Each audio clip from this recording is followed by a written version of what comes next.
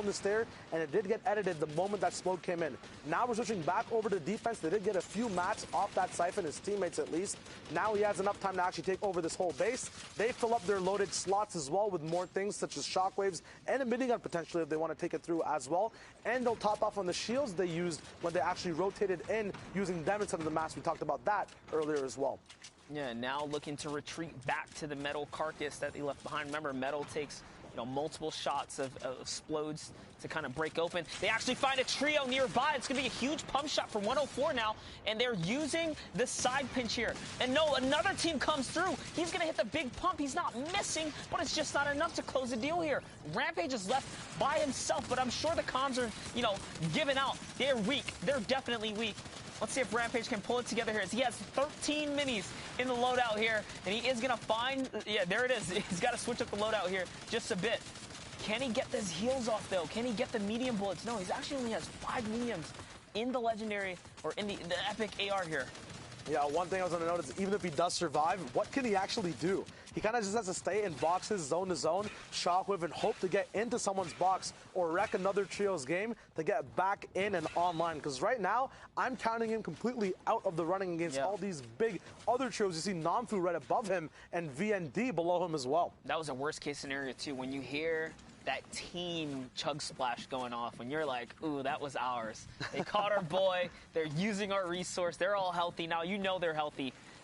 So that's not a battle you can take. So the VND boys managed to topple the team right there, the Rampage crew, and now make a big rotation here, and they get away with it. They get away with a beautiful launch pad, leading them right into this Storm Wave 6, where we'll get our first moving zone. So we have a nice little stink grenade right there. It's going to put some pressure up, but this trio is so split now. Now, one thing to big note as well is that these guys are on point with using the proper mats at the proper times. At the moment, they're boxed up before a moving zone. This is where you want no interruptions on your game plan. You don't want your base to get shaken. You don't want any disturbances possible. So you're using those hard mats to make sure you're not focused. Yep. Because no one's going to pop in 3 AR mags of a Scar to break open exactly where your box is, right? So this is very smart for them to just kind of have a little bit of premeditated planning. Then using wood later on, they're almost topped up on every mat as well, which is very, very smart from these VND boys. As you said, we talked about it earlier, I love having rainbow loadouts. And right now they have every color on the spectrum available. Shockwaves, miniguns, the Silent Scar, and a bunch of heals to get split over. A very cool thing Hater did right there is dropping that big pot over to his teammate. You never know what happens on rotation. One person might go down. It's good to have loot sparsely kind of allocated between everyone so everyone has that clutch moment chance. Double minigun is going to start cooking here as they have a player on the run. It's going to be Weil who gets taken out of his the streams right there. Unfortunately, in comes a shockwave, and Hadar finds himself in the zone right now. At the cost, of course, of a lot of HP, but there it is. That Elim is converted. Dreamwild falls down, and now Hadar's just got to eat some zone. He's trying to crank his way up this mountain. Such a weird spot to be in. There's a player right underneath him. I wonder if he's going to turn around and try and catch this free pick right here. He's just more worried about defense. There it is. Little offensive play right there. Can he connect? No, he's going to get taken out. Gets dropped real quick. Now hopping over to Zanzis, Zephyr, and others. You can see just from a nice aerial view of the rotation these players have to make, the struggle that they have going up and over the mountain, and now through what might be the best terrain right here. It's kind of flat. This is where you want to be. This is where you want to be if you're on the front side of that zone. But anyone at the back on the blue line, once people get based up and realize once Fahad is done drinking these shields, they're going to look straight back for all those elims to come pouring and funneling through. So yes, it's amazing to have flat land if you are in that advantageous position. FHD does pop the launch pad right there, and out they go floating. Kind of an early launch pad as well, just to go and battle for the high ground. So this is that zone wave 6 we talk about, going for the high ground nice and early here. He's cooking that minigun right now, trying to see what he can do. Little does you know, there is another team up high. There it is. This player has been spotted, melts him right out the sky. Wild Gamer here goes straight down, and the high ground is the power trios. Once again here, the minigun's just a perfect situation. They're just chopping chopping players down. This is just too easy for him at this point. Yeah, but split solo as well. He doesn't have to worry about his teammates getting in the way at all. It's free reign for Hod right now. Even if he does get knocked down due to low mats, it's the only thing I can see that can stop his reign right now, but his teammates can cover that as well. He's going to keep minigunning down. The shockwave is the perfect thing for him too. Getting people down to white tags, has the shotgun to switch over to as well. Yonk's up top. Looks like he actually bit off more than he could chew. The Hod goes down. These guys still have so many elims right now. 6 with more to come. The zone is just flipping back. Looks like they have an advantage to hold back the whole zone from height as well on hard mats. Shockwaves are the only thing that can stop them from this position. And the reason it really works out for them, minigun, high ground, in this situation specifically is because it went right over low terrain.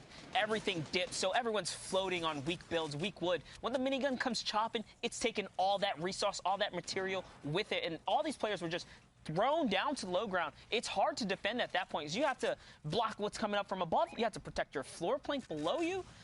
You can see there, he's going to actually use a shockwave. That's actually really odd. He throws a player out to the zone. You see for a second there, the lining did show someone in the storm, so it was successful. And there it is. Someone goes down, but Yonk's still at it. He's looking for the shotgun shot right here. And they're just going to win. They're just going to hold players out. I guess the shockwaves kicking them to the zone was worth. It kind of all went in their favor, huh?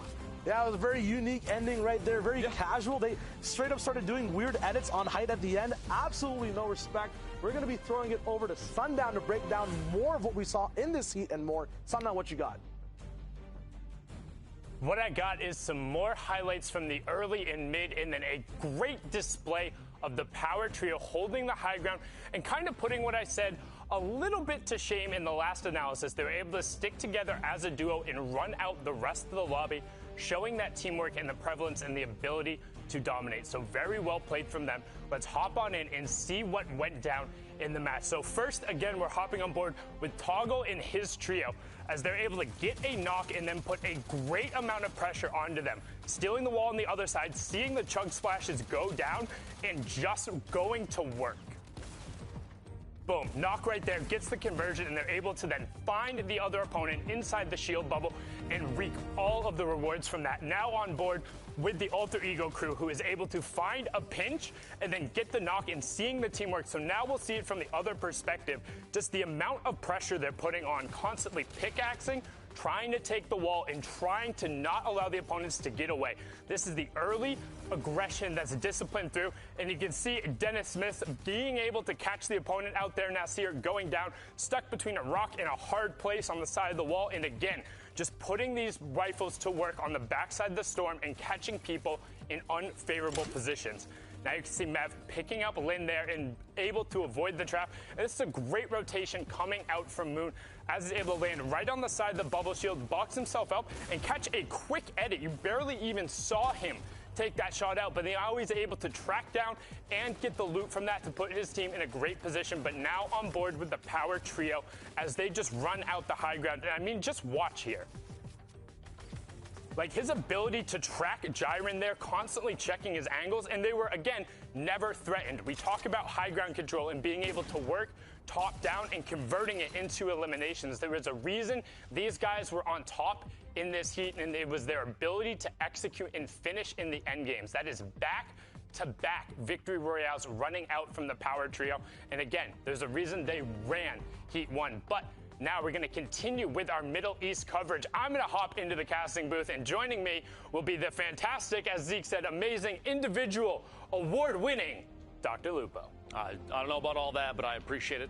Thank you, Sundown. We have one game left from Heat 1 in the Middle East, and man, it is coming down to the wire. A lot of really crazy plays, and you were taking a look at everything that we've seen thus far from that last match. The pace at which these players are playing, I think we've said it before. A number of us have mentioned it. Now that the Middle East has a more localized server to connect to, the level of play is really showing that even they can keep up. So going into potentially the next World Cup, if that's something that's in the future for them, it's going to be interesting to see yet another player base added to the pool of players that play for that. So.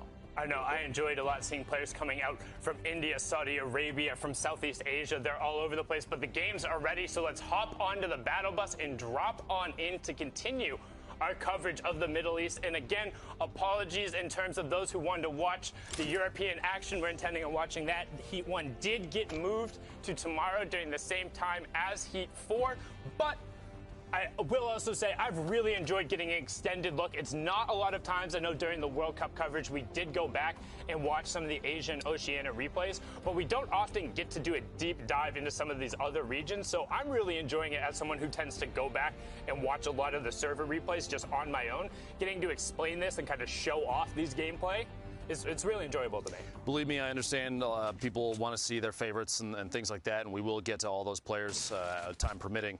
You have to realize, though, this being Middle East's first opportunity to play in a competitive event like this, it is big for everybody involved. And if you see in the top left right away, Klops and Fiesel full elimed off the bat. And that was the thing I talked about. They did end up making it through to the grand final tomorrow, but they struggled a little bit, to be honest. Everyone, again, I was the only one who picked against them. But I will say, it's still not tomorrow yet. They're there, which is all that ends up mattering. But they didn't seem anywhere near as dominant as they were before. And you can tell right off the bat, them getting contested game in and game out, that's the second time we've seen them be the first trio eliminated from a match. One at a time here. Kid Falcon, Spammy, and Mad Clown picking up a set of eliminations on this trio. One after another, they fall and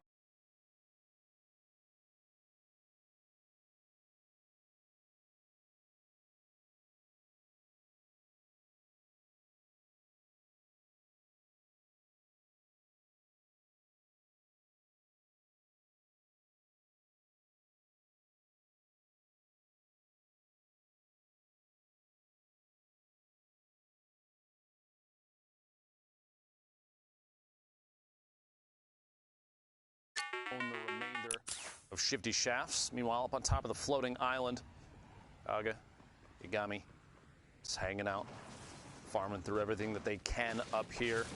Not easy to jump off just yet, although it is a slightly... It's a tough spot, I'm just going to say, because they're up above the block, so you have a chance to take shots down and contest. One of the most competitive drop spots, typically, because the way that the block is designed, it's player-based, so from time to time, when it changes, it's almost a toss-up whether or not it's going to be good or bad. And right now, a number of teams across, I think, every region are planning on dropping block. I've seen things on Twitter, even going so far as DMs to say, hey, you dropping block, and admitting very clearly that it's going to be a contested drop for some of the more competitive players. So up here on top of the floating island, they have a chance to look down from above and take some shots. I don't think it's going to happen, though, because you don't want to give away your position. Even early game, if you ask to get shot at, by doing so, it's going to cause a problem. They do have a mech here, low light, bouncing around. Yaga might jump in with and continue this rotation. The third player still up on top of the block. Yagami's still up there. They have the tornado into the block. They have an opportunity to rotate off of that. You know, it's basically a free launch pad. Nope, pressure time it is. Engaging and pushing forward. Rockets out from the mech. The Brute, two trios inside here at the block. It would not surprise me if all 6 of these players, given the chance, just turn and beam this thing into the ground. Yeah, I mean, generally what you see in the trios format in particular, and even in solos, if there's a mech in play, everyone's like, no, you don't get that advantage. It needs to go right now. But right out away, you can see that's 2 different 50 shield tags going through, and they're getting aggro, even getting close enough to try and get some stomps, and the shotgun damages. Ours gets picked up by that, and that is just a brutal way to go down. And unfortunately, these teams are being engaged by it, and it seems to be, this is one of the times. So mechs in trios, like, I know there's a lot of people who are against it. There weren't a ton of times where they were like very overwhelming. This is one of them. This is when you can get them in high ground in the late game and have them be protected. And I'm talking about at the highest level. I'm not saying that, like, yes, people can't run around and it gives you a massive advantage, because we've all been subject to this and it's not fun. With that being said, at the absolute highest level, normally you see the players able to find ways around it. But if you're already engaged in a fight and a Brute ends up walking out, good luck. Like, you're not, what are you going to do? Stop fighting the people who are immediately against you? No, because they're not going to stop fighting. It's basically just, you're stuck with no good choices in that circumstance. Or some of the end game clips, I know Elocrats and Thomas did it in the late game, but they got 2 Brutes up on the high ground where everyone else was just boxed up and had to worry about transition, and then they pulled zone. And it's just like, you don't play against that. Good luck. 4 eliminations. Low light, Gaga, Yagami now technically have both the island and the block. They pushed the remaining player. I believe just one made it away on rotation out to the southwest there. So they essentially picked up 2 solid POIs with one mech, just because, especially this block, you had all 6 players were based inside that structure in the middle, so a lot of the line of sight to take shots at this mech, it was already blocked, which gave them the chance to just push in, start stomping, dropping shotgun shots and the rockets out as often as they can. I was on a big swing. These guys are already in a great spot. Yep, and now you get the rotational tool as well. They didn't even lose a ton of damage on the mechs, and it's kind of one of those things where you talk about the inherent weaknesses of it. While there are some, we're effectively covered in this engagement. There was absolutely no way the Brute was not walking away from that successful, simply because the few opportunities that would have been there, the only way they could have possibly maybe have gotten out of it is if one of those people had decided or landed on a boogie bomb. Exactly. So it's like that is your only chance in that circumstance. Otherwise, you're just out, and effectively, you're out, you're gone, 4 over. And the block, the reason why it's so contested, there is always a very dense amount of ammunition, loot, and materials. You will always be able to get maxed out 1,500 per player, and you'll be leaving there with enough ammunition to where you aren't going to be scared to harass people in the mid-game, which in competitive trios is huge, which is why you see a number of people there. Now, getting the fortune of the fact that Kevin was directly above the block, and then a Brute lands right next to him, I mean, that is just praying to RNGesus and taking every advantage of it. The stars certainly aligned, but they took, like you said, they took big advantage of the situation. Ended up coming out there with 4 eliminations and basically everything else that they could need up to that point. I think there was a heavy snipe, which you see here, set up the top of Viking Village, taking a shot there. Can't quite connect. 2 players, I believe Rampage is also with him up top there. The third, not even seeing on the minimap. Just there we go, right on the screen right there, far north. Rotating across, still taking shots. These guys aren't going to challenge. You have a chance to maybe land a big hit from up here. That's not a Dr. Lupo snipe. You hit those. Imagine a knock from this distance. They might not be able to capitalize on it, but you're going to slow that team down. Somebody's got to go back, try and pick up the revive. Meanwhile, this trio will rotate in and get ahead, well, just like this, try and get inside the safe zone, and they can stormhold at this point. Yeah, you have to be so absurdly careful when doing that off the edge of the mountains. You want to avoid trees there at absolutely all costs, because if you clip a tree and suddenly lose your fall immunity, I mean, that is some of the worst. So I'm going to go like all the way back, right? PAX West, the very first time we actually did an event, we were going through, we were doing the tech testing, and we had like all the observers. I was like, hey, I'm going to do really well in this test. We'll make sure like everyone is watching me, all that. So we get it all lined up so everything is going. I'm flying into Tilted right away. I see a number of people there, really excited. I clipped a tree right when I was going, lost my immunity, fell down. Very first person eliminated from the match. We had to actually scramble all of the tech and the tests we were doing to then look at somebody else. I had to explain to everyone why I was the first one that was out. So that was fun, but avoiding that, I know Ninja was a big fan of that tree as well a number of times. So I feel as though a number of players have shared that similar experience, Tim the Tatman especially. Meanwhile, pushing forward here, you have 2 players from a trio to the north already at that gas station. 1 is separated, which means if these 3 do run into them, I would not be surprised if aggression happens, especially a lead-off shot with that heavy snipe. A knock here on either one of those players. Abdullah all the way in the back. Nadia and Nasir still there, separated. And one thing about Siddig, M-Siddig, and Rampage, they were in the highlight video from Week 5. They qualified through the automatic qualification, and they actually dropped me a DM saying, hey, watch out for us. We feel like we've been playing very good. Like, give us a shout-out, because I promise we'll be there. Sitting on 61 points right now in the 6th game. They were in that top rank. Like, looks like we're going to be seeing them in the grand finals, and now hitting that snipe and being the aggressors here in the mid-game. But notice how there is a team coming up behind them, and they're only covering one direction right now. They're looking right now. You see the arrows in your minimap down there. They're kind of jumping and rotating and checking to the left. They want to see if at some point there's a chance to find a shot. They'll eliminate the knockdown there. Pushing forward. It looks like a little bit of a weapon swap issue. Desk pop with that sniper rifle. Meanwhile, they are building up the explodes to try and drop any of the material that they can. Get inside the box, take the ramp, go for the swap. Find the shotty shot and can't quite connect, sitting down to 92 HP. A little bit of a panic. The splashes right now might be the key, especially if you have a teammate nearby. Pick that up, get the siphon off of it. 90 eliminated. It is now an outnumbered situation here. Secure the walls and make sure you own every piece of the structure. Yeah, right here. Stack up, splash it. Gonna happen? Maybe, maybe not. Waiting for it. Okay, no. no, Okay. like, Okay. no, use the full instead There we first. go. Make sure you get every little bit of it. They want to maximize their efficiency. They did have the other player knocked and they haven't quite converted on it, so they should know that player is looking for the revive. They're trying to find him right now and building up for the height advantage, but they're kind of opt to knock it down. I think you should probably just try and chase and find it. The shockwave a second ago, I believe, was from the opponent trying to take that ultimate high ground. Msidig still going for the knockdown on the structure here. We'll see. Yep, Abdullah all the way up top right now. Trying to rotate away, it looks like. I think the conversion just went over for that Elim as well. He got knocked and did take full damage and then will get the convert over right after the other one. So that's another 3 Elims going up to them, pushing them to 64 points, but 24 trios still remaining. The wall right at their back. You've got players flying across in front, the launch pad. This is kind of an interesting rotation. You have that trio basically separated from each other at this point. A player landing all the way on the north side next to that hill. You see him ducking around the outside now, making their way to the east to try and get inside the safe zone. And they do so. All inside now. Oh, yeah, they're on driftboards. Okay, I was trying to figure out, like, how they came flying through right there, but able to get a couple shots. I mean, that can be very scary, rounding in front of a trio who is ready to take shots at you on a driftboard, but as long as you're able to clear enough space, people will generally trade shield tags for having a driftboard on the rotation, because more often than not in trios, somebody is carrying excess shields, just with kind of how the loophole is right now, which is I'm a huge fan of, and the fact that trios really enables you to effectively always have at least 2 slots. I think the competitive player base as a whole is very appreciative of the number of shield restoring mechanics in the game right now. 123 builds in the inventory, 24 trios still remain. We have a minute 15 until we make our way to the 4th circle.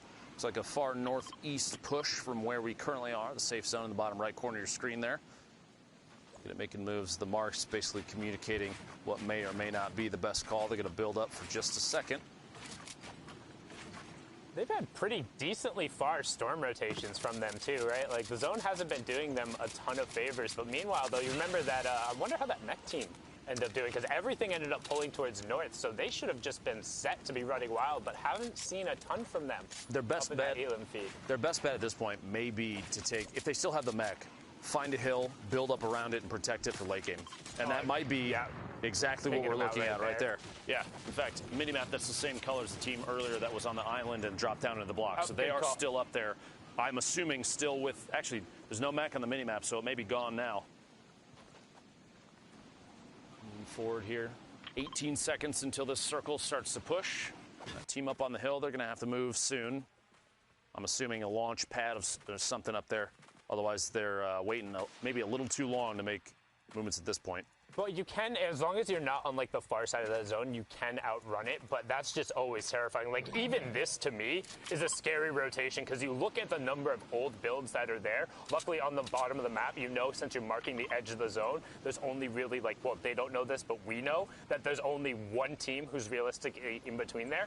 But passing all of these old builds is terrifying. You can see the driftboard team on the purple coming in, as well as that other team who is on the high ground seems to be making a launch pad rotation since they are so high up and flying at a consistent speed. But as that circle is encroaching, expect Sidig, Msidig, and Rampage to run into a little bit. Oh, here they are, boxed up in the mech. They do still have the mech. Yep. They do still have the mech inside the zone now. No reason to leave that just yet. Basically going to wait for an opportunity to drop some rockets. That's exactly what they're doing. The shield bubble enough to save that team over there, but it doesn't last forever. We'll have to see if they opt to take more shots in a second. Meanwhile, very aggressive push in the top left here, making their way inside, owning the box, and Monksy goes down. Elimination there, putting them at 4 total, 65 points right now. You have to remember, top 15 placement. So when placement points start to come into place, we still have a handful, 8 more teams, 8 more trios need to go down before that even becomes a thing. Yeah, I mean, it's just so much so to get there. You can see Monksy was the solo pushing us into top 23 duos. So only 5 trios have actually dropped over the course. And it's 9th through 12th. We'll be getting that first round of placement points. 5th through 8th getting the next. 3rd and 4th will receive one. And then 2nd gets a bump. So honestly, to me, 2nd place, it feels like a little bit better in the trios format when you get there, but at the same time, it makes that final fight just that much more important. Always being a 4-point swing. Like, yeah, you get the bonus because you were in second place, but you know it could have always been that much more. And right now, these guys have priority on the near side of the zone, but there's a number of teams who pulled slightly better and some great dinks right there. You can see the headshot go through, but not a full shield break, only getting the 62 and then an immediate cover from the teammate. If you look at the next safe zone, too, a large portion of it is centered over the water, which, if you get caught out there, low builds or no builds, it's going to be like shooting fish in a barrel. The fact that you have to jump and hop slowly across the water, you don't run nearly as fast. You're basically exposed. It's going to be a tough spot if there's anybody over there. I would expect that northeast side and the west side are going to be completely chock full of teams. Players are going to try and avoid minus whoever that is in the bottom right, the southeast side of the next safe zone. They're just going to own that right now.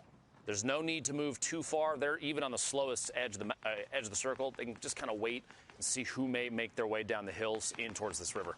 So in particular, because this is zone 4, which means zone 5, the next one is going to be the half in, half out. Yep. So you don't want to be central on the next zone. When this one closes, you're banking on it being on the outside edge. If you're central, it's guaranteeing a short rotation, but that you have to move. If you're on the outside edge, there's a chance. Yeah, there's a chance that you pull zone and that you have a big opportunity to catch people in that rotation. Because going from far side there into the half and half is brutal if you don't have the correct amount of mobility, or it can even then just be bad because of sight lines. Like, we've seen people get beamed making regular launch pad rotations. Now, to no one's surprise, the inventory of the power trio, specifically, we had Fahad up there for a second. I would assume everybody's inventory on this team is absolutely stacked. You've got pump shotguns basically all around. I saw I believe two launch pads in Fahad's inventory.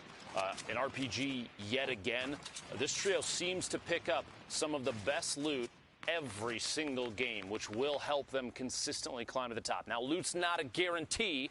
Don't take it the wrong way, but it absolutely does help when you're looking at players like this, NM7 as well, all three of them. No eliminations yet, but 71 points literally proves the last 5 games for this trio has been through the roof. They have been just destroying. And they just pulled zone. Look at that bottom right-hand corner. You can see the 2 orange triangles and then that 1 white. They pull zone. They have the stinks. They have rockets. They have a minigun. They have every single part of an arsenal you can want. But right now they are being challenged. You can see trying to get the wall back right away because they know they're on edge of zone. Good rocket away. And Mansour catches that one with his teeth. There was another damage tick over as well. But Power able to catch himself before. And now you get more loot to work with. Those are excess builds. So what can you do? You're already in zone. Build up with that extra material, do the Tifu special, build up a massive tower, go back down, and then mark yourself back up. That's the second elim. You talked about it right there. We still have 7 more trios to drop before placement points end up coming through, but these elims are going to go all the way through. 4 more trios now. We're at 19. Look at it. Top 12. Sorry, it's top 12. Yeah, not top 15. 12. Yep. No, it's all good. It's it took me forever to get used to the new trios one because there was an extra scoring threshold going through. So when I was counting through and calculating, it always took me forever. But Toggle is somebody who's been impressing me a lot. He's been in a number of our packages just as an individual player, making some great plays. So shout outs to him for again making it into the end game and has a pretty solid loadout. So expecting him to potentially make some more plays here as we hop on board. It's funny you mentioned the Tifu special earlier. Literally sitting on honestly one of the most commonly seen weapons, I think, in Turner's inventory. That scoped AR, either that or an infantry, always sitting up top and taking shots. If Toggle can take high ground, put that thing to use. Right now, stuck down here, he and Eska basically in a box side by side to see if they can make their way up down to only a duo. Sigil eliminated earlier in this match. 69 builds. 2 shockwaves, which can come into play here in a second. We're going to see the next circle. All the way south. We're looking at a push out basically into the water. Now, there were builds out there earlier from a team that was sitting in the water. So you know their structure. If they were paying attention, they know their structure as well. So you can imagine maybe a push at just the right time since they're they're near the front of this zone. They have a chance to get onto those builds ahead of other players, build up, and put that scope they are to use. That's what I want to see right here from Toggle, and we'll see if he can pull it off. I think that's what he's going for, or he's looking for a quick cone peek right off the bat, knowing that the rest of the lobby has to rotate off of him. He might think it's safer to try and catch a quick pump as somebody goes through, but as I say that, he abandons the cone peek, goes over with his teammate, and you're probably going to see some shots coming out here and then a shockwave to try and take the high ground on those old builds, as you said.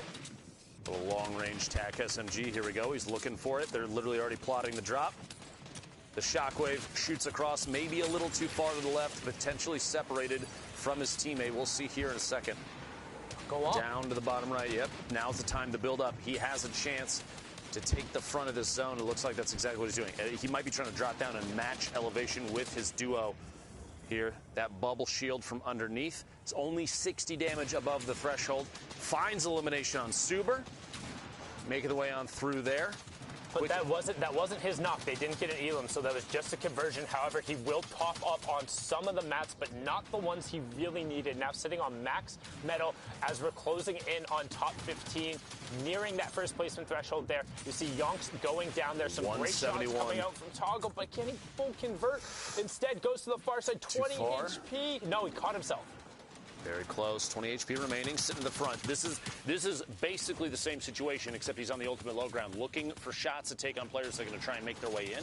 He's kind of in the middle of the zone now, and there's going to be pressure from the back if there's still someone behind him. Looks like it might be clear now, so they're waiting. They might be going for that last shockwave to push their way in. Yep, Toggle indeed did. You see him at the bottom of the screen now.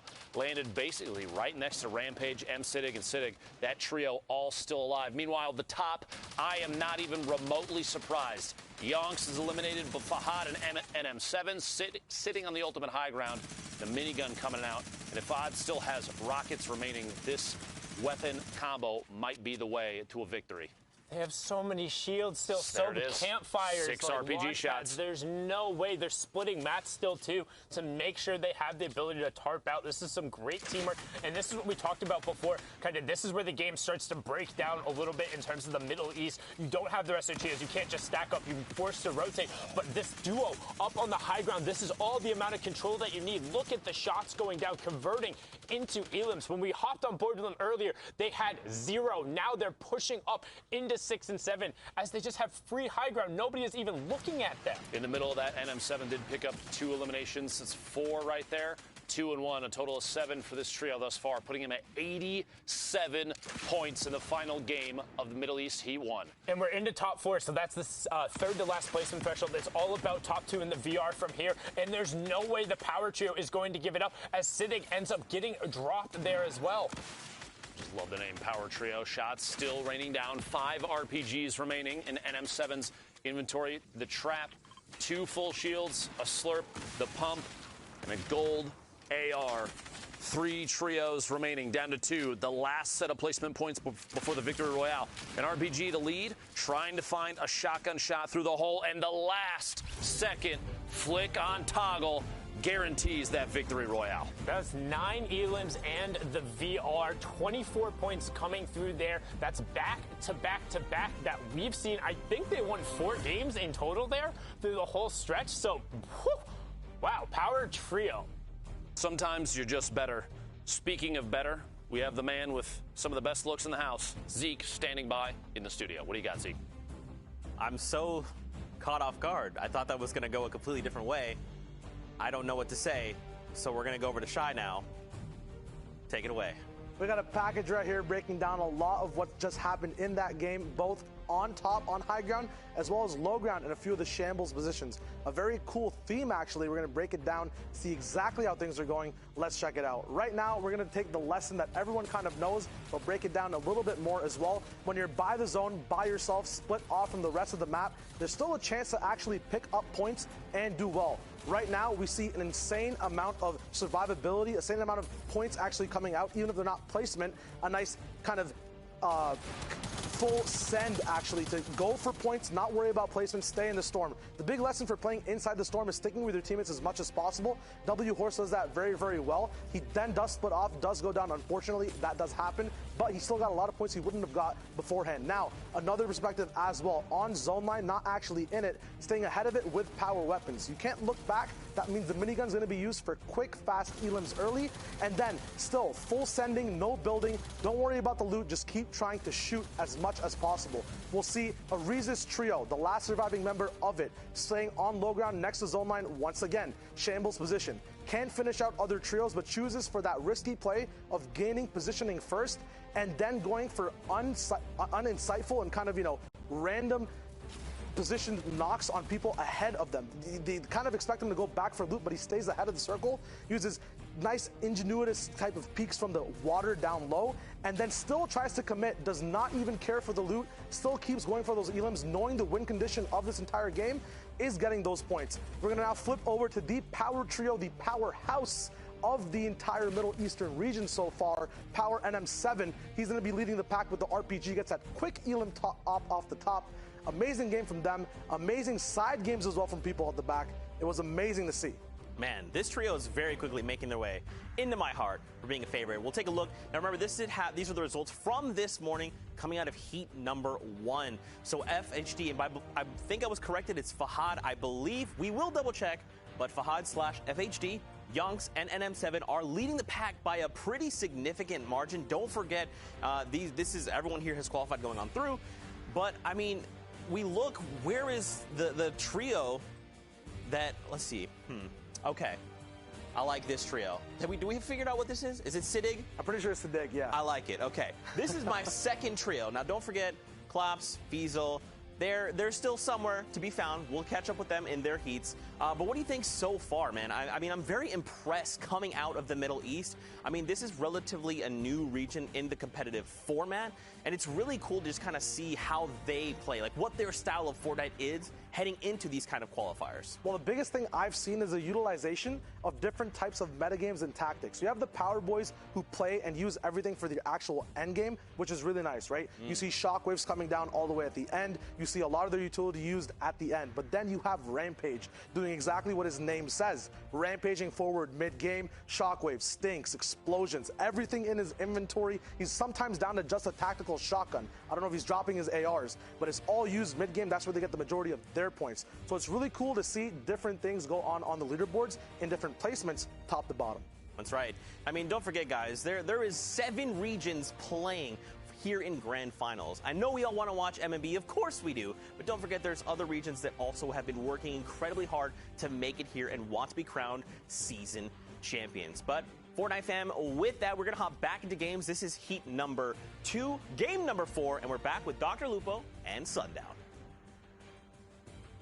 Thank you so much, gentlemen. As you can see there was the leaderboard real quick, but we're going to hop right on into the next matches. Now, Klops, Fiesel, and them were in that heat. They did qualify going through. They were just on that other page inside the top 16, so don't forget, in some of the smaller regions, Asia, Oceania, and Middle East, it is the top 16 to advance because there's only the 2 heats, whereas in the larger regions, there are 4 heats. So they will be playing in the grand final, and since there is no money on the line today there, that's what it's all about. So the performance is, you're there, you're playing in it. For anybody that did not follow the heat and layout format of the entire event, go to Google and ask. They will help you, I promise.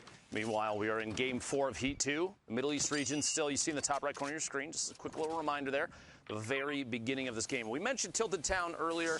This is one of my favorite personal drop locations right now. Really? Oh, absolutely, because even with the lack of building, you'd think there's nothing you can farm here, you can't break anything. You can still make it out here with quite an arsenal, a ton of materials, and heals for days, because the limited loot pool really does focus a lot of the energy into just a handful of different things you see here. Picking up grenades. You've got shockwave. Basically you're going to land on a pump every single time. And AR is almost guaranteed as well. There's a handful of other, little pieces to mix it up. A sniper maybe in the hands of one of your players, that kind of thing. So for me personally, I love seeing a Tilted Town drop because these players are going to come out with a guaranteed loot pool that a lot of competitive players are going to favor no matter what. Plus, infantry rifles are huge late game. You're going to see a lot of people getting picks from the top of towers while others are on rotation. I have to say, it's one of my favorites. So I don't disagree. I'm a fan of kind of landing near it and then trying to poach through it and seeing like whether or not it's been looted or to catch somebody. You're that guy on the hill that shoots at me. Well, if I'm rotating around and through occasionally, but like in terms of dropping there, the one thing that sticks out to me, I'm a big fan and I play a ton of solos. Like solos is definitely my main game plan. Like I hate when I get in a situation where I felt like there wasn't anything I could do. And like if I'm rotating through, like there are certain angles in Tilted Town where there is a solid like 2 to 3 seconds where if somebody has a bead on you, you will get 200-0, period. And for that to happen to me, like any time that is more than 0 in an arena match or in like a competitive match or in anything is unexcusable for me. Like I love avoiding those situations and not putting myself in a spot. But with that being said, we can see tons of people opting to go here and taking fights. Right now, Ranger getting the drop, picks up Clafty, and then immediately into double pump swap. Those were great shots. And only one of his teammates has been full elim, so he might be able to get over there and save Nightmare as well. But he's trying to track the other player. Does take just the edge of it. And disco. Let's see the attempted push there. See if they can pick up the last second hit. 120 from above. Might not be able to connect, and it can't. Ranger picking up the trio of eliminations. Able to get the revive on Nightmare. And hopefully pick up on Obito here in a second and go grab the card and get that revive and tilt it down. Nicely done. Yeah, and now that they're fully uncontested, they knew that was another team there, Tilted Town becomes much more appealing, right? Now you know the only way you're going to get picked is somebody coming through the outsides, and a lot of people will not actually venture in. People will look down and see, is anyone there? If yes, shoot. If no, let's go anywhere else. Immediately after that last elimination, you know the Discord call that they're in right now, they all just went nuts.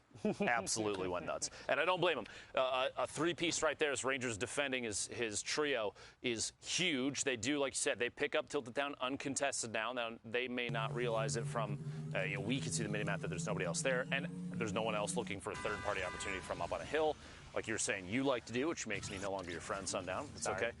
Just kidding. But this is a really good spot for them now. They can move back into town, pick up as much of the loot that is here as possible. You see they're splitting minis and any other shields. It's going to be material share, that kind of thing. It's a great spot for them to be in right now. Now we're going to hop over to one of my favorite drop spots, both as a split drop in trios and a drop in solos, is the hot springs with the fishy.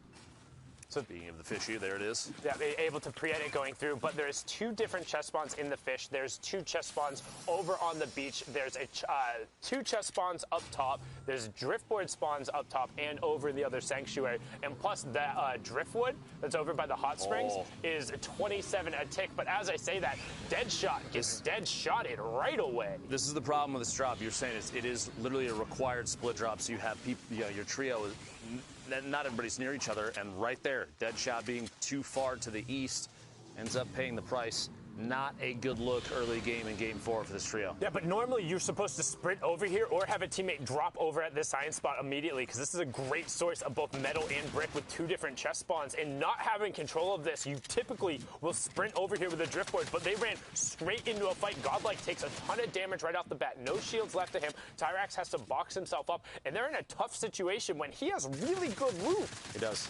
He does indeed. Decent spray, no pump, but the tack is still good enough to make a difference. Meanwhile, Godlike Launchpad does have that campfire, but gonna use a single grenade, knock out the structure. Looking for a quick edit through, switching a spray, can't quite find a bead on anybody just yet. Tyrax still rotating around inside as well. Basically trying to play keep away at this point. Just stuck in a 3v2 situation. Godlike getting punished from above. Gonna have to try and hold that wall. A ton of metal, which is fantastic. It does put the campfire down. But you're looking at a situation where we might have, oh my gosh, got the edit, the trap placement. The second one down, oh my lord! Did. Are you kidding me? On the spot. Godlike, that was Godlike. Such good heads-up play. Ends up getting 2 pickups there, 2 eliminations. This just went from a 3v2 to a 2v1 in their favor. The good old dodgeball swing there. Might as well have caught the pass. Now they're trying to find it. Tyrax took some damage there. They know the opponent's nearby. Another great follow-up. Some shield tags from Godlike. Finds the 103, and it clears up Hope. They do have driftboards nearby. There is a med kit down there, so we should hopefully be able to keep Tyrax in there, but it burned through a lot of their other resources. On the other hand, you now have the loot from that trio, and we already said they were decently kitted. 3 points going over to them, and having the drift boards mean they should be safe now. Godlike with a double trap placement play to literally swing that from being outnumbered to 3 eliminations, a launch pad, and the opportunity to escape. That is a big shift. That being said, no matter what, because the distance that Deadshot was from the other two, they're stuck at a duo now. No chance to grab the reboot card. They're going to have to make their way into the safe zone at this point, especially because they are so far out. You see kind of the curve. They're going to have to make it past Loot Lake all the way down here to get into the safe zone. And that's super dangerous because you're going to have a number of different teams who are funneling in towards that north side and then looking to continue to rotate out or to about face. And driftboards are loud. That's the one thing about them. While they are very mobile and they're fast, you can hear a driftboard from a mile away. And if somebody does get a bead on you, these players are very good. They won't miss. You will take damage. You'll either have to hop off and then be stuck and being storm held, or just continue to find a way to break line of sight and hope they don't send you into one of those ridiculous spins that you can't recover from. Tilted down. I know the spins you're talking about. Tilted down, still inside this next safe zone. Look at the move from circle 2 to 3 here in a minute 40. Quick little tag and some stinks inside. Sure the loot share is going on. 142 builds. No eliminations for this trio of Pancakes, Sir Panda, and Clipper. You do see all the way to the top of your screen right now a small tower built up on top of that hill above Shifty Shafts. That's basically center-ish of this next safe zone. So that team, whoever's up there, is in a good spot already. You mentioned the drift boards. You see the outline of players flying in. Adapter and Obede both on them right now. Looks like Kakarot might be the only player in that trio that does not have a drift, and he may run into Clipper and Pancake here in just a second. I would expect shots if they think it's a good timing. Oh. Right here in a second. Wait for it. There it is. The countdown, and they start beaming. Looks like all the way to white damage at this point. The knock. Kakarot away from his trio. Is caught on the outside, quickly eliminated as Obede and the other teammate sitting on top of that campfire at this point. Really weird that he didn't cover his back. Like, I figured he sort of like tried to ramp push himself forward a little bit or like just toss a wall in that direction, but it seemed like he couldn't really tell where it was coming from.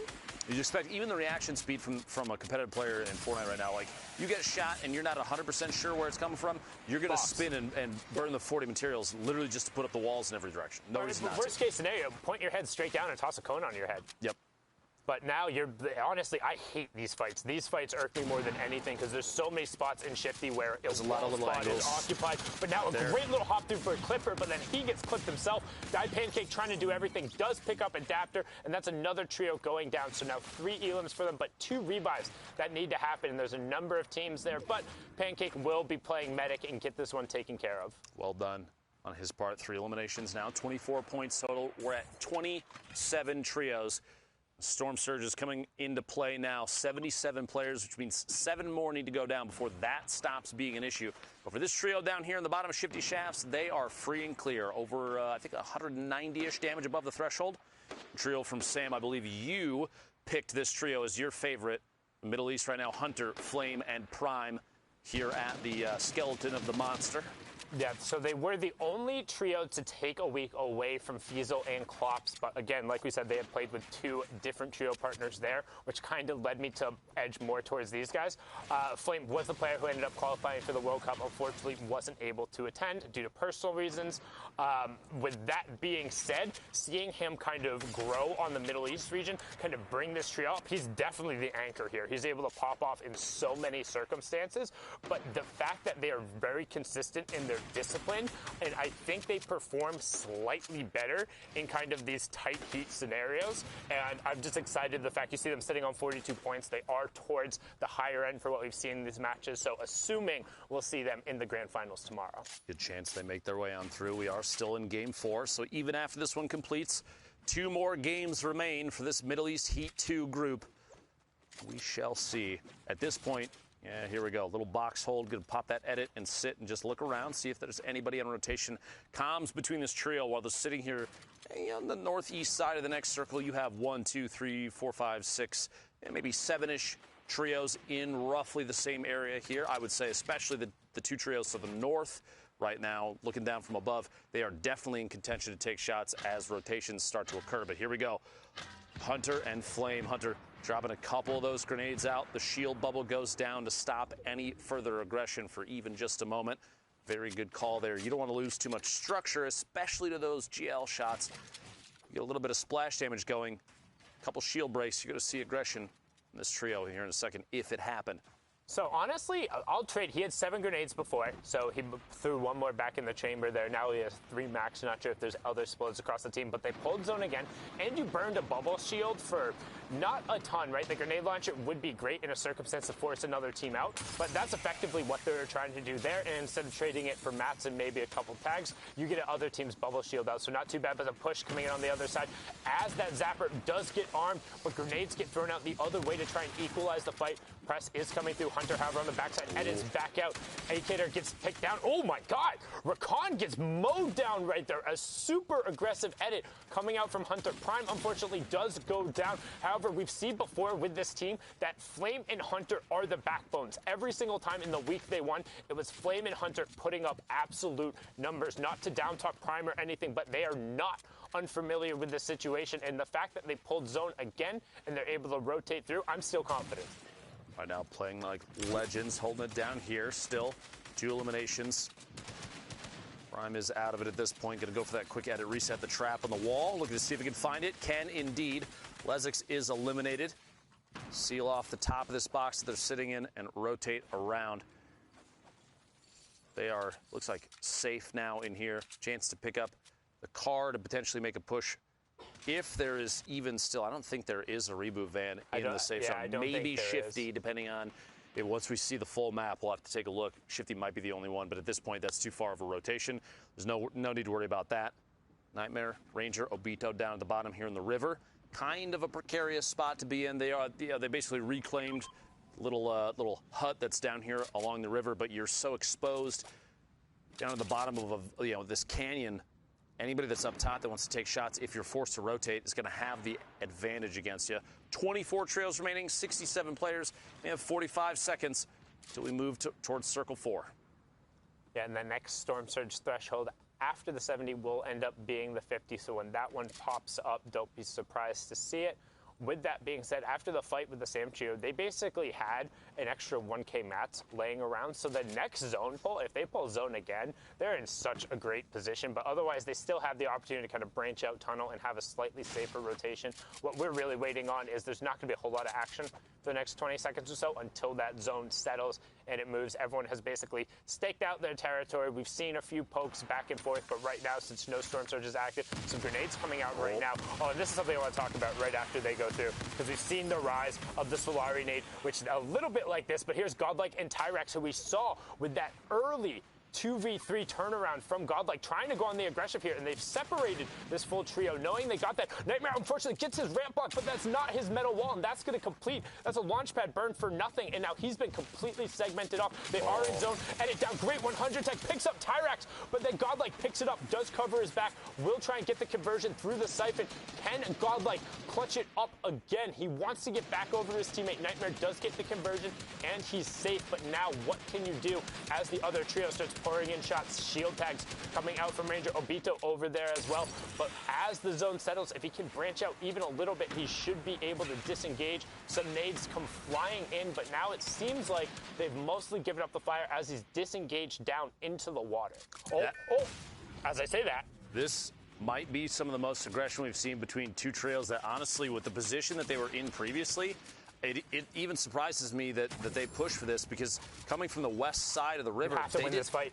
They didn't even have to get in there, but Tyrax gets capitalized on, goes down. Godlike, Tyrax, the trio eliminated. But I'm just saying, like, they were a duo and they just pushed on a trio and they didn't necessarily have to. It was a chance for eliminations, and it ended up, it got them one, but it paid the price. Now they're out of game 4. So what Obito did there, it was sick, by the way, because when he put down the metal floor as the revive happened, both character models stood up at the same time, and they were force phased through. Yep. So you either crouch down and they own the wall and you can't go anywhere, or you're just stuck with a wall blocking basically the entirety of your screen, and you're looking up and getting headshotted, which is what ended up happening there. But the aggression coming out from a singular nade tag when you pulled zone again, like, if the PG boys had just boxed up, like, they'd be set. and they'd be good. But the aggro coming out, trying to play the aggressors, did get the pick onto Nightmare, but Ranger and Obito saying, nope, not today. They'll get that one. Now going all the way back. So the Solari nades, right? When you line it up, it's 300 damage of explosive coming through at once. Have you noticed that every single time somebody's on the receiving end of the clip, they're sitting in a wood structure in around zone 4 or 5? Yep. Yo, stop building your 4, 5, and 6 zone structures with wood. People are going to learn and then complaining eventually, about getting Sundown. Solari naded. People are going to learn eventually. So build with metal, because then the first barrage comes through and it gets eaten. And if you can't throw another wall up after that, then you probably deserve to get hit by those nades. It's just tough because you're trying to sit on the metal until later in the game. Nope. But hear me out. I understand. You're trying to sit on the metal until later in the game. A lot of players at certain points will say, I don't want to have to worry about that as we go into the end of it. You know, they're going to start looking at eliminations as their source of material. Basically, a replenishment. But you're right. Using the metal between 4 and 5 is probably one of the more important things if you think a nade barrage is going to happen, because if you don't prepare for it, that's going to happen. You're going to get eliminated. Like, your two options are either have a hard scout looking for pre-edited cones, because that's how you line it up, or just sit in metal. And I know, but even then, like, you could sit on top of a full, like, a singular metal cone in a 1x1 at the top. As long as you're in that, you're good from the first barrage, and then you can edit down and recone yourself.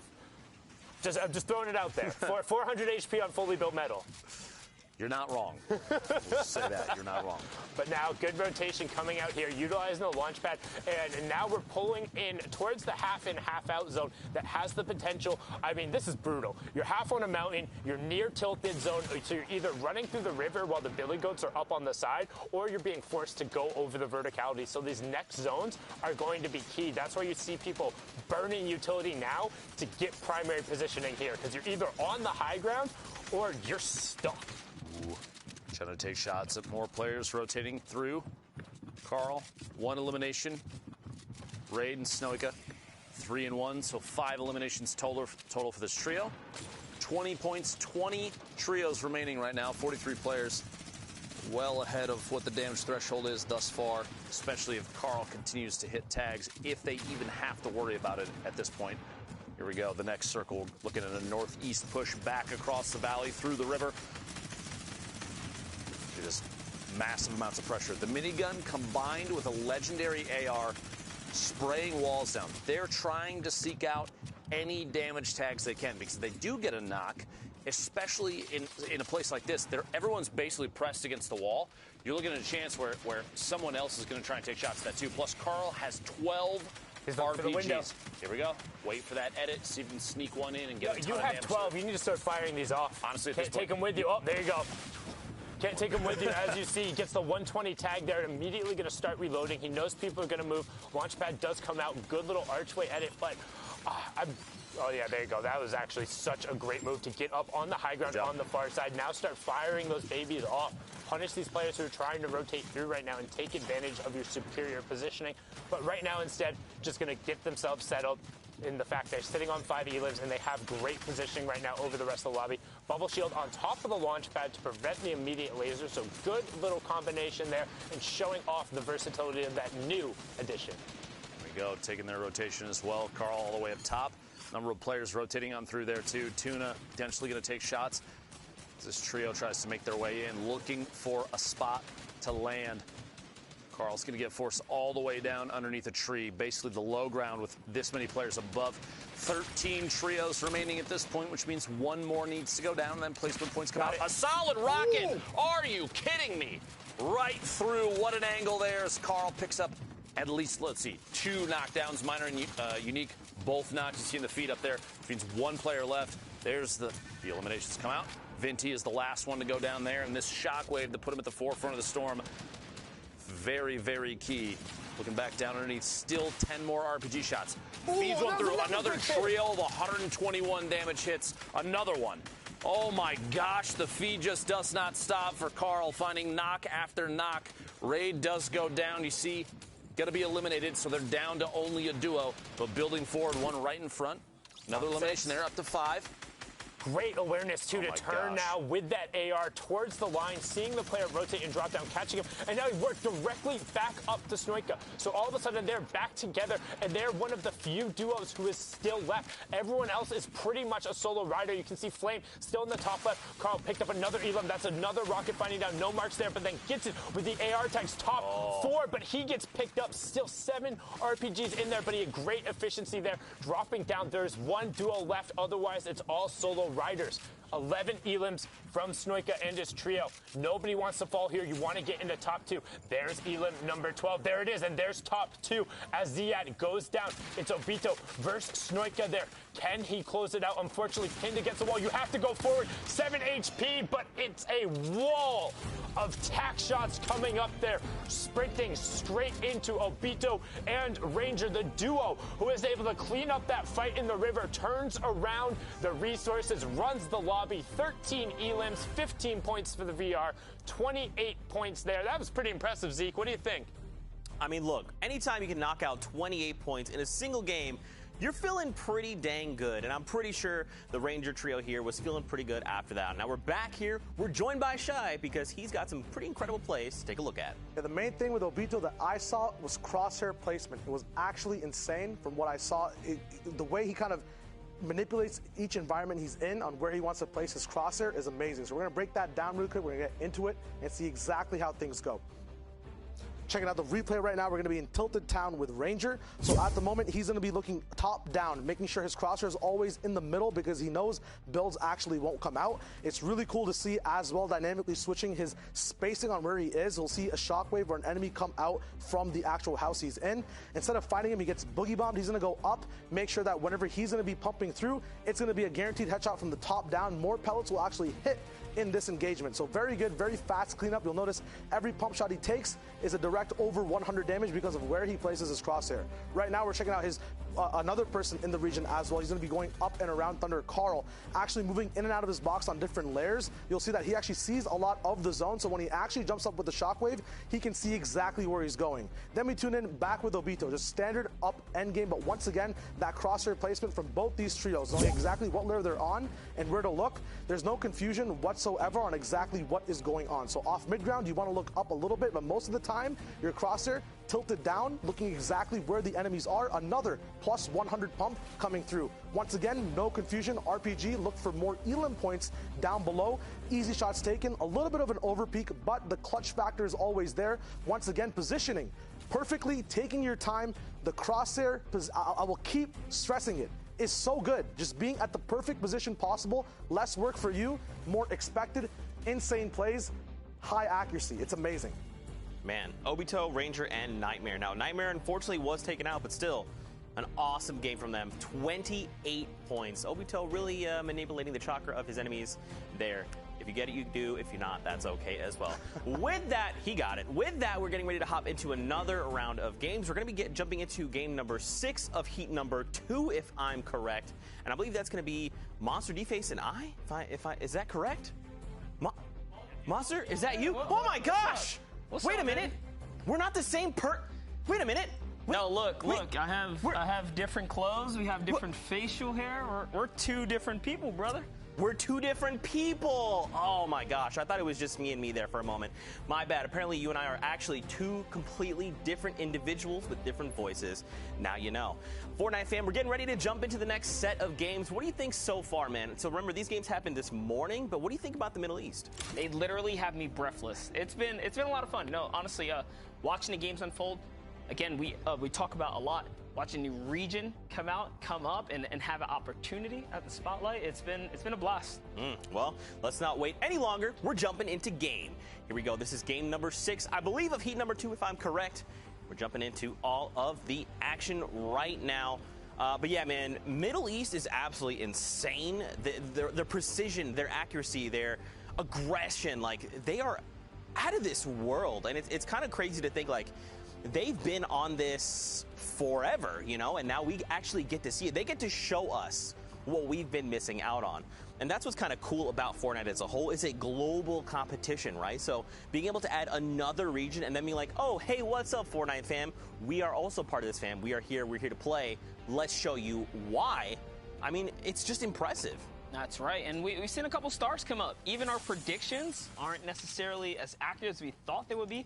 It could just be because, obviously, we're taking a look at this is just the first heat. Regions, right, and even right there, Sam Hunter. I know that was like sundown. Fallout, right? So like today, when the stakes rise, right, and then things are a little more intense, these heats are coming out. We're seeing new faces come out, and that's what matters. The players that can perform under pressure. It kind of reminds me like way back when, and you know, shout out to Fulmer. I know he pulled through in the trios division for this recent one, but Fulmer did a fantastic job in the opening session of the Winter Royale, but then he couldn't pull through in the finals, and we've seen that kind of happen. So sometimes when the pressure's on, people have a harder time. So, you know, we'll start to feel it out, see what happens when the high stakes are up, almost the same way like can Mitra, Mongrel, Benji pull it through again, which we know they probably will, but it's when the stakes rise.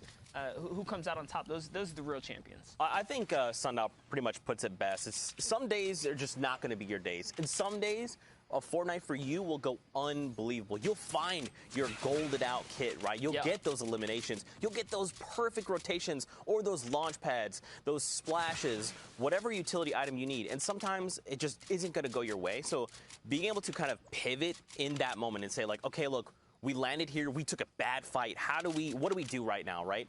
That is going to separate good players from the very best of the best, right?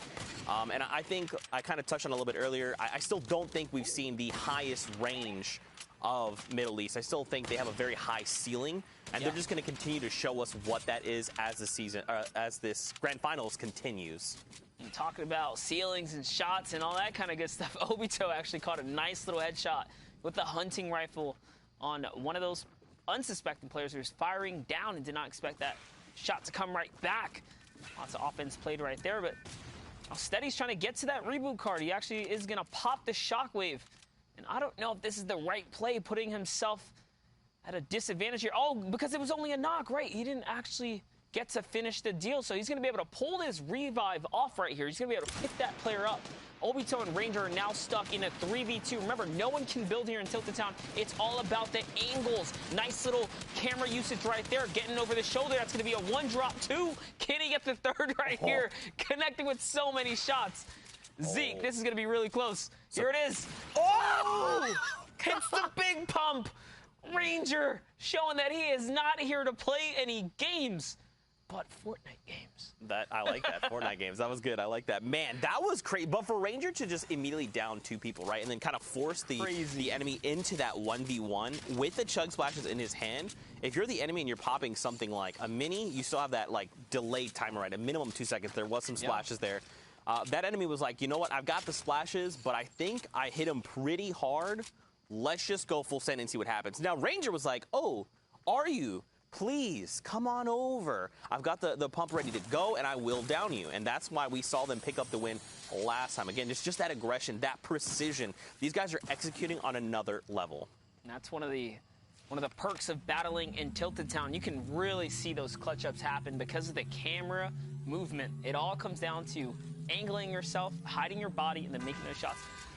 Here we have a little bit of a brute gameplay. We haven't seen much of the brute today in any of the regions. We just really haven't seen much. It's been kind of, I guess, flying under the radar, per se. Yeah, we've, I believe, if I remember correctly, we've seen it like 2 or 3 times. And right now, the way it's used is either to like just go full send on people inside of retail row, because then you can kind of farm the pylons there, farm all those cube monsters very quickly and efficiently, or you kind of sit in a build and then you edit a roof piece off, fire out the rockets, and then re-edit here.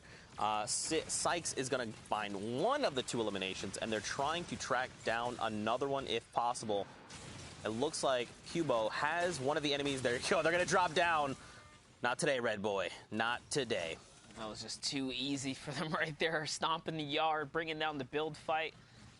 Obo was holding it down, but it was not enough here as they walk away with a couple of elims, and they're completely capped out at this point now. Now they just have all the time in the world to heal up. They have the material source just from getting those knocks. That's going to be able to kind of replenish their pool, and it's only Zone 1. And there's already 70 players left in the lobby, so this lobby, unlike the others, has actually chopped down pretty quickly. It's because they're getting into their groove at this point. This is game 6 of Heat 2. Yeah, so this is pretty much, remember, the heats are in games of 6, right? So when this happened this morning, this is it. This is a player's last opportunity. So if they're down on points, they're looking to qualify. Remember, for this region, it is top 12 that move on.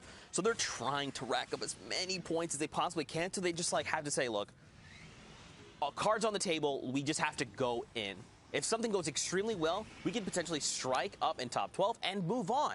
Or if it all goes wrong, you know, we may be outside of the range, but we need to make something big happen, and it needs to happen right now. That takes me back to the World Cup qualifier days when Nate Hill and Funk came up out of nowhere with only a game or two left. From a 30-point, I believe, and they climbed their way all the way up to like 60 or 70, pulling them all the way through to the final. So anything can happen here in these Fortnite games, really, when you put your mind to it. Sometimes the stars just align for you, really, and big plays happen. So big build battle out in the distance here, Zeke. This is your worst nightmare. Brute coming in. You don't want to be up top. You really don't even want to be here at this point because the rain of fire is going to start coming in now. And that is, for starters, a 50 shield pop right there. And it's Hunter, Prime, Miner, and Unique all going toe-to-toe here. And Hunter's already down. Prime's out. That's it. Well, Sundown, how right were you on those predictions, my friend? Actually, he's very correct. He's still correct. Really good at his job. But, yeah, the Sam remaining duo there was picked up in the crossfire, and now they're looking to try and track down the last few players. That laser designator coming out telling you, hey, rockets are inbound toward you. You might want to make a move as quickly as possible. The thing about the Brute is, don't forget, it is like, if you just beam it down, you can either laser out one of the drivers, which is the top, or the one in the legs. But look, I mean, just them focusing down, they've already destroyed 500 HP from the Brute. So if you literally just turn it down and laser it, it's going to just blow up, right? And that's the thing is, I think people haven't quite like adjusted to the fact like, oh, you can actually just beam this thing down, right? Because your first intent is like, I just got to get away from it. It's like, no, literally just look at it and beam it down. I'm telling you, like even with a minigun, you'll just shred it. You'll see that like on NA East or a lot of the other competitive regions, especially the European and North American region. They see a mech on the field, they turn, they alter. The server almost unanimously decides, hey, we're gonna fire at that. Get that out of here. Yep, and that's kind of the kind of focus fire you need. In situations like this, when, like you said, that team was running, they paid the price. Lost the player immediately. The team on the mountain was firing down. Had they all just focus fired, that thing would have been gone. Right. These players would have been exposed, and it would have been a 2v3. Right? Because, look, their third is so far away. He's over here still working on the builds and stuff, looking for loot. And we did eventually see the Brute go down, right? Because it was that team up high that did eliminate the Brute. But like you said, man, if it had just gone a little bit faster, those guys had just said, we just need a laser thing right now, would have worked. Now look at this, though. This trio, the little trio, they're trying to get their way up right now. iXon is trying to go Little for Fly, high. Little Daddy, Little Exxon. There you go. You gotta love it. Oh, just a bad player gets knocked right there. I mean, look, it's not a bad player because you made it to the heat, so you're pretty dang good. You got to change your name, all right? Come up with some new names, and we'll circle back to you. But yeah, they're going for height, trying to isolate and eliminate this team if possible. But looking at the minimap monster, they're still, I mean, there's a trio down by the ravine here. If they decide they want some of this action, we've seen one of the little triangles looking. You know what? It's not worth it. We're looking over, but Exxon actually threw that shield bubble down, giving them a little bit of breathing room. And if I'm not mistaken, whatever team was climbing up there, unfortunate for them, but they went up and one player got heavy sniped, and then the bad player was shot down. Not to call him a bad player, but that just a bad player. That's your name, buddy. Yeah, he was shot down by the AR. So the focus fire really not going in their favor right there. They came up at the wrong time and paid the price for it. But here we have Exxon just chilling up above. Whatever threats that were lingering about have now moved out, and they're chilling. They're doing really good for themselves. Zone 2 underway, going into 3. The storm's already moving. They have to roll too. They're not safe just yet. Yeah, I mean, they doesn't look like they have anything in the means of mobility. They're great on builds, though. Almost capped off, just missing some of that wood material there. But we can't even see where the new safe zone is. If you look at the bottom right minimap, once you can start to kind of see the edge of that circle, you're like, okay, I don't actually have to go that much farther. But right now, we still can't even see it. So this circle must be, it's got to be far. It's got to be just past. There it is. You saw a little snippet. So it's It's there. It's not too far. I think Exxon will probably eat a little bit of the zone pressure here. Yeah. For kind of biding time, getting materials. But it's more important to have those materials anyways. You kind of need them, so I don't blame them. Now jumping over to Baguette, IOV, and Cursive. They're actually in the best spot possible right now. You saw the team we were just keeping up with, the little homies down on the river over there. The little homies. The little homies. There it is. Do you remember? Do you ever remember those little homies? That was like a real reference. Wait, you talking about like the actual, like the toy, the little homie? Yeah, they were the little, you put a quarter in, you kind of roll for them. Yes, oh, I do. But people, I had so many of those. But see, people that are much younger than us have no idea what we're talking about. We're so old, Zeke. We're so old. And we look alike. There you have it. There you have it. Cursive, what in the world? Nice so don't shots. forget, this Crix was Six, excuse me, was one of the people in that brute we saw earlier. Yeah. And now look, he's like, hey, give me an opportunity. Let me just beam your face off. There you go. He got the opportunity. Taken right out, and oh man, all these players are trying to get this freebie pass here with that launch pad, but another player goes down. It's going to be Trigger QQ Unique.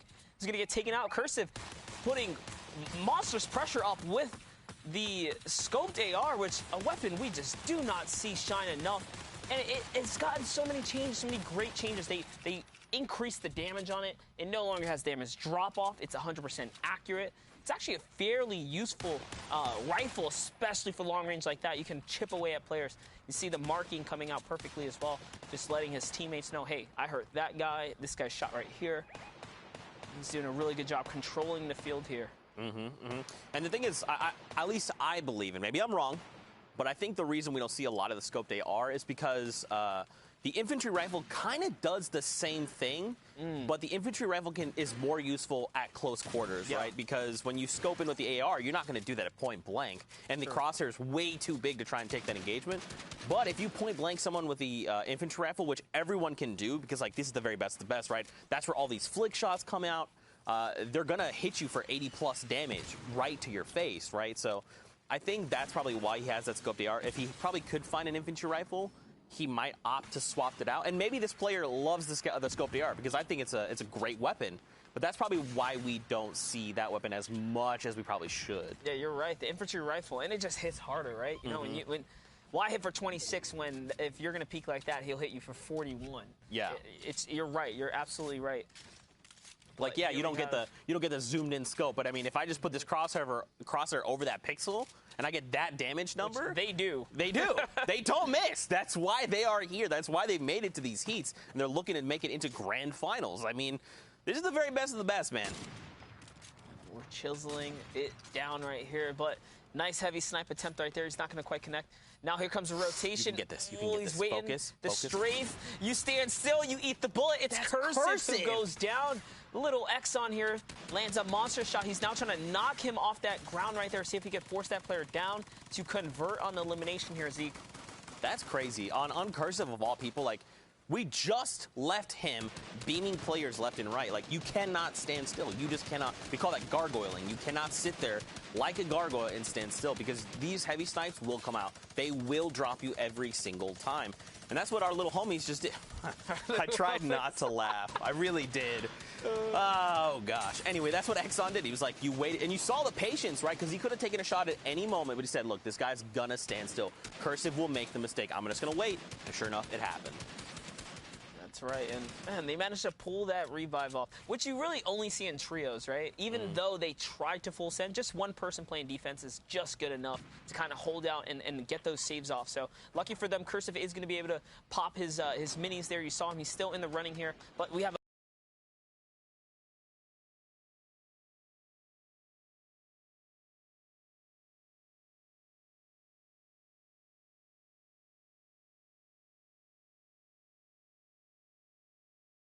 Those flick shots were out of this world. Wait a second, was that did he no-scope him in the face? Like, what just happened right there? Dude, honestly, I blinked and I missed it. That's how good ME is. But, dude, look at this loadout right now. So this is what we kind of talked about, right? So similar loadout to what we saw from Cursive. The difference is he is rocking the legendary infantry rifle instead of that scoped AR. So, you know, your loadout's very much going to dictate what you can and can't do. And right now, Torment has a lot. Okay, I was about to be like, bro, did you just like body shot that? That looked like that would have been so dope. Close. Very close, though. Very, very close indeed.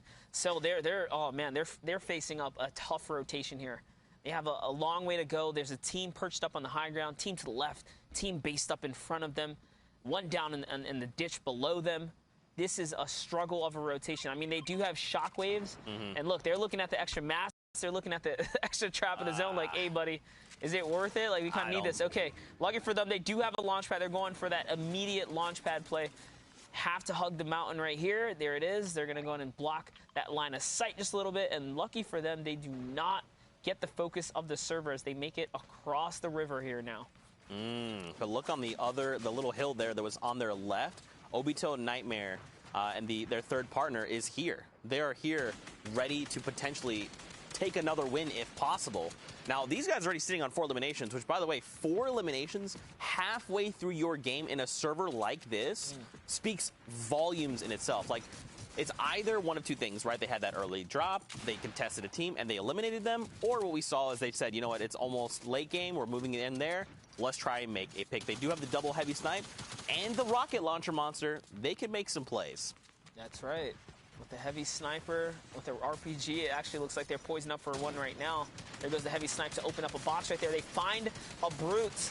In comes the shots. They just want to expose that brute, get as much damage in it as possible. And that's a 121. That's going to connect with 2, exactly 2 different players right there. That's huge. That team is going to be in a world of hurting. In comes the RPG. Heavy snipe play right there. Cracks it right open. LX KBR goes down. In comes another rocket, and they just wipe that entire team up. But see, that's the difference, right? Earlier on in the match, we saw the brute kind of terrorizing a few different trios. But this is exactly what you want to do. I quickly identified that's a brute. And look at that. They just immediately destroyed that entire trio almost effortlessly, right? Like, the only thing they really traded was a few AR rounds, which looking at just Pro here, Lax, he's got almost 800 rounds of AR, completely topped off on rockets. He used, I think, 4 rockets back there, if I remember correctly, all to just pick up another trio. Like, that's huge, and that's just going to continue to propel him. It's also going to remove that brute from play. So, because if that had gone into late game, that would have definitely devastated the battlefield. You also got to appreciate the team that was above him was like, hey, the guys below us have RPGs and heavy snipers, by the way. Let's get out of here. They launch padded right. Yeah, they launch padded right out of there. Like, dude, I want nothing to do with this. So off they went, and now they get a free launch pad. We like to call these the community launch pad.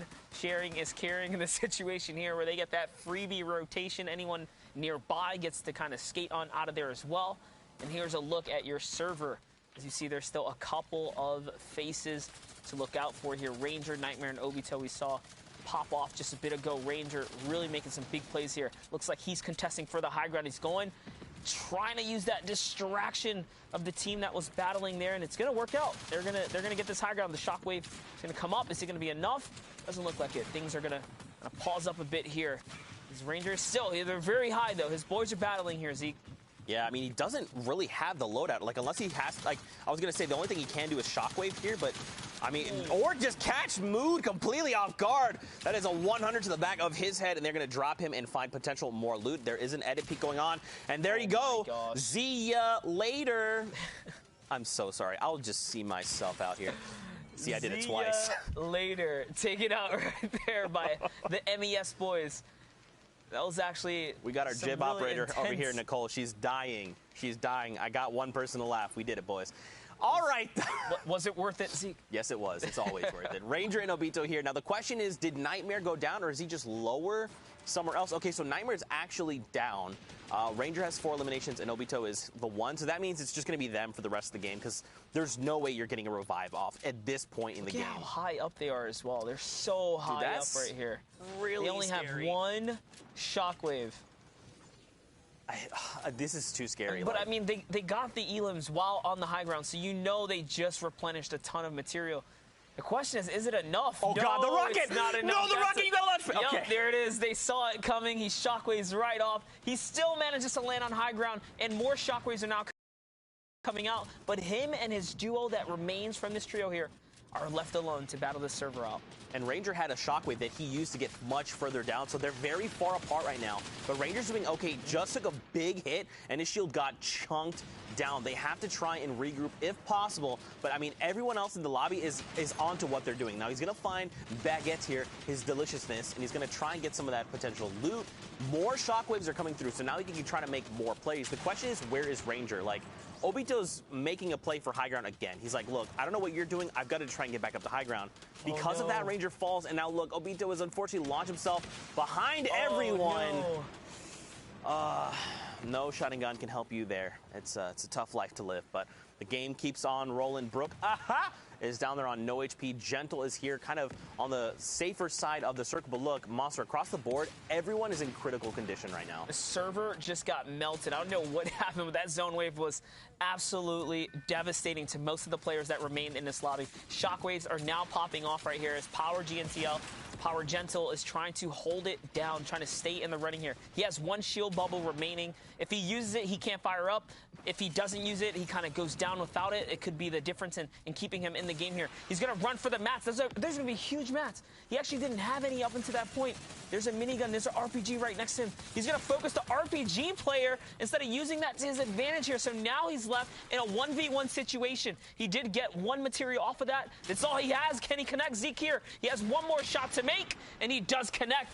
Not Weeble falls in the final moments. Gentle somehow pulling it all together, making the right decision to hit his shots. That is absolutely insane. With no materials, constantly having to scavenge.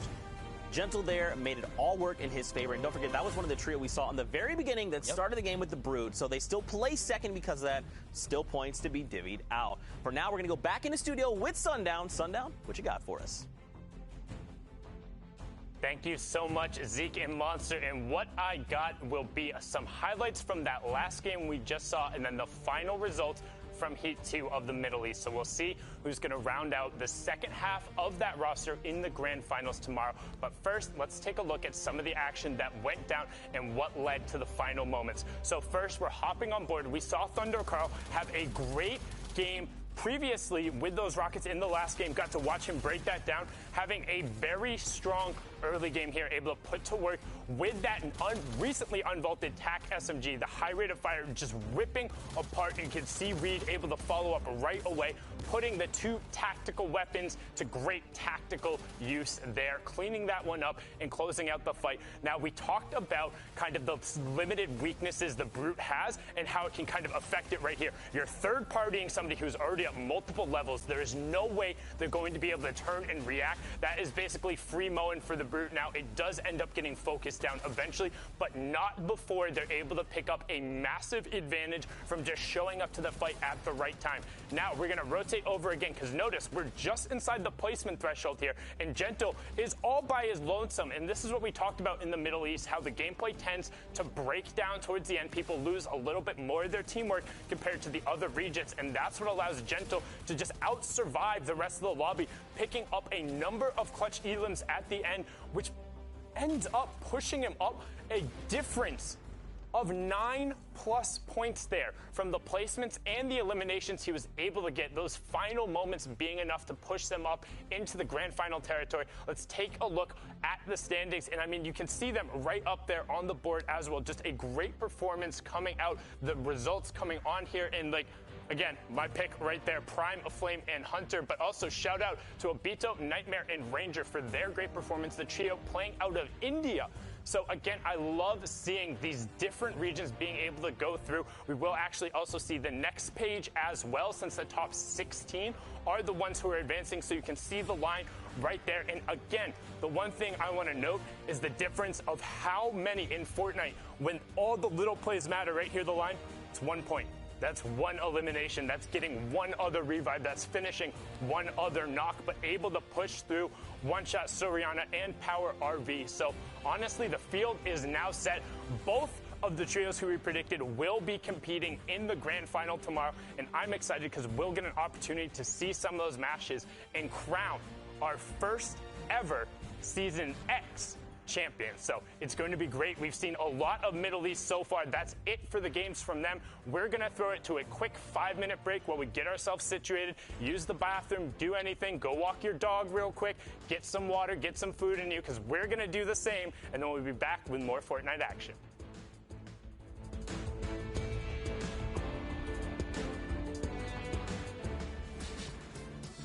Hello, family of Fortnite. BallTW here, and throughout the Fortnite Champion Series, we're going to be trying to get more acquainted with the world of competitive Fortnite. Today, we're going to be discussing the 3 different stages of a competitive Fortnite game: the early game, the mid game, and the late game, and what different players have as their goals during these stages in order to achieve the ultimate goal, the Victory Royale. Let's start with the early game. Also called the looting phase, this is where all players are attempting to secure their chosen landing spot and maximize their loot potential. In competitive Fortnite, every game matters, so players try to strike a balance between high loot opportunity and safety so as to not waste a game by being eliminated early. Do you drop at a high loot POI like Retail Row or Paradise Palms?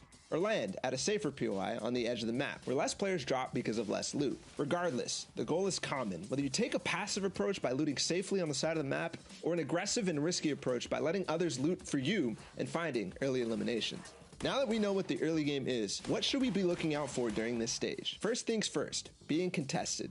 The first realization players make when landing is whether you're being contested or not, to prepare for the upcoming possible fight. Trios want to try to force your opponent into the more disadvantageous position cut off from loot potential. Either they have to make a desperation push, or they're stuck with less loot where you can easily clean up. That's just the beginning, as even though it starts off high intensity with all the different POIs being contested, it quickly slows down as the rotations begin towards first zone. Looting doesn't end here, and most competitive players will have a loot path, which optimizes their possibility for finding the crucial mobility and weapon upgrades. Thanks to the new battle map feature in the replay mode, we can study these loot paths and rotations quite easily these days. So go check that out in any replay from the Fortnite Champion Series by going into the Compete tab and finding your favorite player. It will vary from game to game, but generally, we move into the mid game around the middle to end of second zone. The mid game is the calm before the storm, before the storm circle gets too small where it forces the engagements. Most players' goals aren't positional, but in some cases, depending on how the early game went, you again have to strike a balance, this time between looting and farming, or going for the best position. Looting could include playing extremely aggressive to earn yourself other players' loot. In trios, it's much harder to play that aggressive playstyle, since fights take longer and cost more. You want to be efficient with any rotations or fights you have to take. You don't want to spend your precious mobility, valuable resources, or health. This is why you'll see a lot of the top players look directly for center zone in the mid game. When you're in the center zone, you end up giving yourself the most chance of being in the next storm circle when it gets revealed. You'll then have to go less distance and thus spend less materials. Finally, the end game, the most exciting, hectic, thrilling, and difficult part of competitive Fortnite. Experiencing an endgame can be confusing and hard to process, but it will also be one of the most rewarding and fun times to play and watch. This is when you take all the advantages you built in the early game and the mid game and use them to push yourself to a victory royale, and also find as many eliminations as possible. In the current Fortnite Champion Series format, every elimination matters, just like it did in the World Cup. From 6th zone onwards, where the calm from the mid-game explodes into a cacophony of tunneling, mobility usage, and shots being fired, you'll see teams go for the ever-so-advantageous high ground, where they can tunnel very cheaply and have the most opportunity on the rest of the server for elimination, as they have the top-down view. You'll also see teams call out the need to find a good layer, which is away from other players, both above, below, and horizontally from you. You'll see teams desperate for the extra materials to last them through to the full zone closure, going for impact eliminations, where they can top off on resources and power weaponry of their fallen opponents. So, whether you're watching or you're joining us on the field, take stock in the stage of the game. The early game, when you're trying to get the best possible loot while it's still available. The mid game, where you're balancing positioning while maintaining what you built during the early game. And finally, the end game, where you spend all the advantages you set yourself up with to earn the victory royale. Use this to form your game plan in order to earn as many series points weekend after weekend. And maybe next time, we'll be watching and highlighting your top plays. This was BallTW, and I'll see you in game.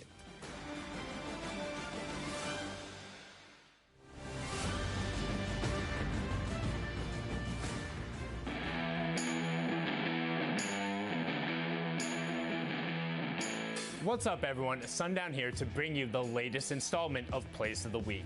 The final opportunity to qualify for the Fortnite Champion Series happened over the weekend, and a number of players were able to push their way to the top and make some spectacular plays.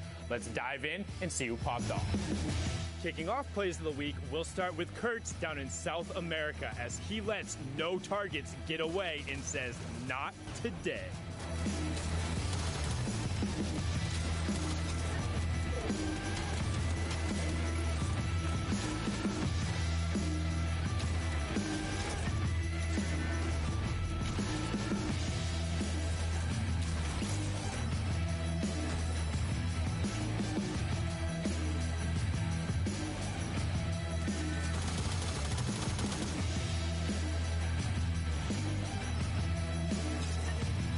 Staying down in South America, we're on board here with Nothing No Name as he's able to pull off the hot feet flank and get the positional advantage to pick up a number of elims.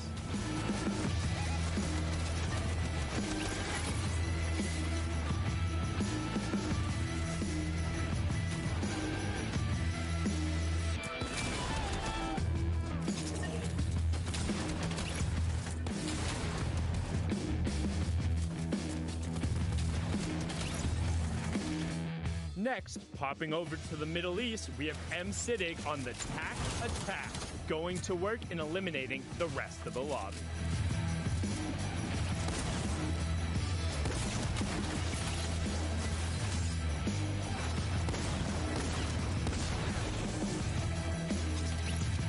Now, normally we say jumping on over, but this time we mean it quite literally, as 72 hours does the leapfrog to pick up an insane elimination.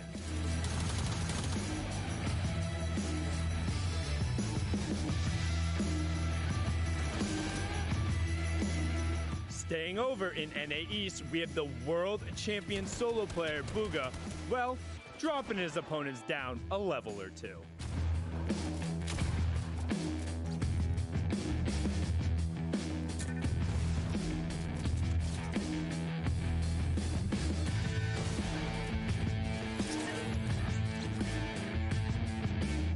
Now, over to Europe as we watch Fnatic Provoked get himself out of a tight situation and be the lone survivor to run the rest of the lobby.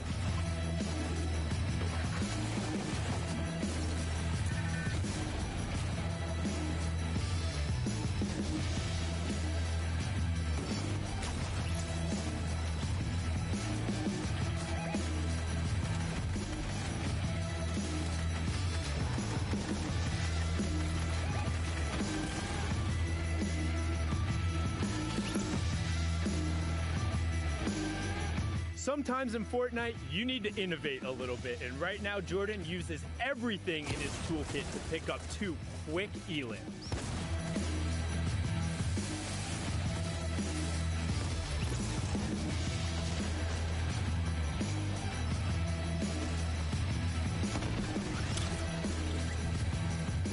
And finally, over in NA West, is it a bird? Is it a plane?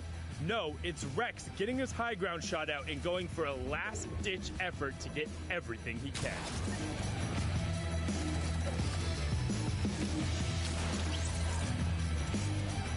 That's it for the top plays from the qualifiers, and the stage has been set as we head into the finals this weekend. Make sure to tune in at Fortnite.com/watch or in client, and we'll see you guys on the battle bus. Beep, beep.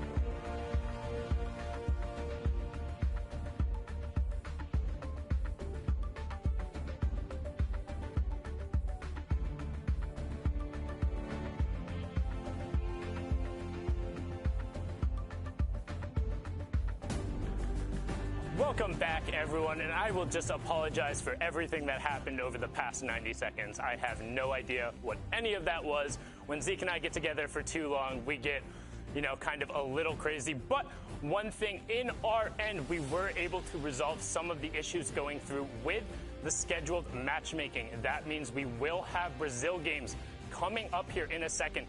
In particular, I just want to talk about this region. This region is near and dear to my heart. One, because I called King placing top 5 in the solo at the World Cup. I said, you could pencil him in. This kid is something special. He plays aggressively, and he's going to bring it to the big stage. He is my hardline prediction for the top spot with X-Zone and Toxic. I think they're going to be able to run through. But Brazil in particular, if you haven't watched the region before, they play very differently from the others. Again, we talk about discipline when it comes to the late game. They're good at that. However, the early and mid-game aggression that comes out when they know that they're going to have an advantage on their opponent is utterly ridiculous. We saw a little bit of it coming out from Middle East, but Brazil takes that to a whole nother level. If they see somebody even remotely separated, they will go. They will burn utility to get there and close out the fight, because their thinking is that is a point and we can scavenge anything from them in order to get onto what we need. And I really think it's going to be a good one. You can see there, our predictions are actually a little all over the place. This is one of the few regions where there wasn't really a hardline victor. I would say Brazil and Asia are the two where you've definitively had 5 to 10 teams who can really end up compete coming through.